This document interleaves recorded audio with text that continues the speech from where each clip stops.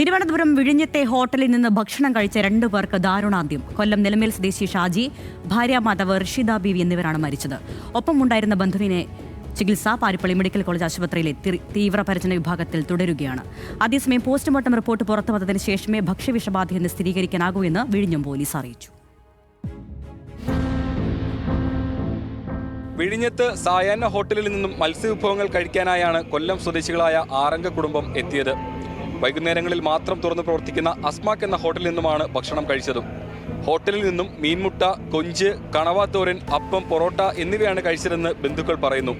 വന്ന വഴിയെ ഛർദിലും അസ്വസ്ഥതയും തോന്നി. അവർ നിലവിൽ ആശുപത്രി വന്ന് അവിടെ കാണിച്ചപ്പോഴത്തേന് അവിടെ നിന്ന് ഒരാളെ മെഡിക്കൽ കോളേജിലും കൊണ്ടുപോയി, ഒരാളെ പാരിപ്പള്ളി മെഡിക്കൽ കോളേജിലും കൊണ്ടുപോയി. ഇവർ 2 പേരും മരിച്ചു. മോള് ഇപ്പോൾ അവിടെ ICUലാണ്. പിന്നെ മക്കൾ 2 പേരുണ്ട്. അവർക്ക് ഇതുവരെയും കുഴപ്പമൊന്നുമില്ല. മെഡിക്കൽ കോളേജിൽ ചികിത്സ തുടരുന്നതിനിടെയാണ് മരണം സംഭവിച്ചത്. മരിച്ച ഷാജിയുടെ ഭാര്യ സജീനയുടെ ആരോഗ്യനില ഗുരുതരമായി തുടരുകയാണ്.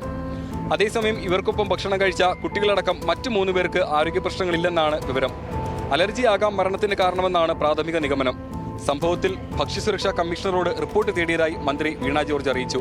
മത്സ്യം കഴിച്ചതാണ് എന്നുള്ളതാണ് വാർത്തയിൽ കണ്ടത്. അങ്ങനെയാണെങ്കിൽ മത്സ്യം കഴിച്ച മറ്റുള്ളവർക്കുണ്ടോ, അങ്ങനെയുള്ള ബാക്കി വിശദാംശങ്ങളൊക്കെ എടുക്കണമല്ലോ. അപ്പോൾ ഈ ഘട്ടത്തിൽ എന്താണെന്നുള്ളത് വകുപ്പിന് സ്ഥിരീകരണം ഇല്ല. അപ്പോൾ അതിൻ്റെ പരിശോധനയുടെ അടിസ്ഥാനത്തിൽ മാത്രമാണ് അത് പറയാനായിട്ട് കഴിയുക. ആരോഗ്യമന്ത്രിയുടെ ഇടപെടലിനെ തുടർന്ന് ഇന്ന് ഉച്ചയോടെ ആരോഗ്യ വിഭാഗം ഉദ്യോഗസ്ഥരും ചടയമംഗലം പോലീസും സംയുക്തമായി സ്ഥലത്തെത്തി പരിശോധന നടത്തി. ഹോട്ടൽ താൽക്കാലികമായി അടച്ച് സാമ്പിൾ ശേഖരിച്ചിട്ടുണ്ട്. അതേസമയം പോസ്റ്റ്മോർട്ടം റിപ്പോർട്ട് ലഭിച്ചതിന് ശേഷമേ ഭക്ഷ്യവിഷബാധയാണെന്നുള്ള കാര്യം സ്ഥിരീകരിക്കാനാകുമെന്നാണ് പോലീസ് പറയുന്നത്. ന്യൂസ് മലയാളം, തിരുവനന്തപുരം.